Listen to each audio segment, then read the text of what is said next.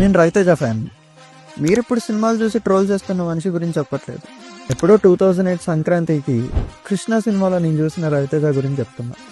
నేను అప్పుడు చాలా చిన్నోడిని, కానీ ఆ ఇంపాక్ట్ ఎప్పటికీ మర్చిపోలేను. అప్పటి నుంచి ఈ మనిషే నాకు cinema. Ravi Teja Rajamouli direction dominate చేసిన స్టేజ్ నుంచి ఇప్పుడు మనం చూస్తున్న డౌన్ఫాల్ వరకు నేను ఫ్యానిజం చేస్తూనే ఉన్నా. కానీ ఏం అనలేను, నేను పెంచుకున్న ప్రేమ అలాంటిది. ఇన్ని ఇయర్స్ ఫ్యానిజంలో నేను నేర్చుకున్న బెస్ట్ విషయం ఏంటో తెలుసా? ఈ మనిషి గేమ్ ప్లే, ఇగ్నోరెన్స్ అనే గేమ్ ప్లే. ఎన్ని ఫ్లాపులు వచ్చినా, మాస్ ట్రోలింగ్ చేసినా, ఎంత నెగిటివిటీ పెంచినా సరే, ప్రతి ఇయర్ కన్సిస్టెంట్గా ఓ సినిమాతో వస్తాడు, కొత్త మనుషులను ఇంట్రడ్యూస్ చేస్తాడు, హిట్టో ఫ్లాపో వెళ్ళిపోతాడు, అంతే. ఆడియన్స్ మీద రివెంజ్ అని నువ్వు అంటావు, కానీ ఈ పిచ్చోడికి నిజంగా సినిమా తప్ప ఏం తెలియదని నేను అంటా. ఫైనల్గా నేను అనేది ఏంటంటే, బీ లైక్ రవితేజ. మంచో చెడో మన పని మనం చేసుకుంటూ వెళ్ళిపోవడం. ఎవరెన్ని మాటలన్నా సరే. ఇది మ్యాటర్. కలుద్దాం మరి.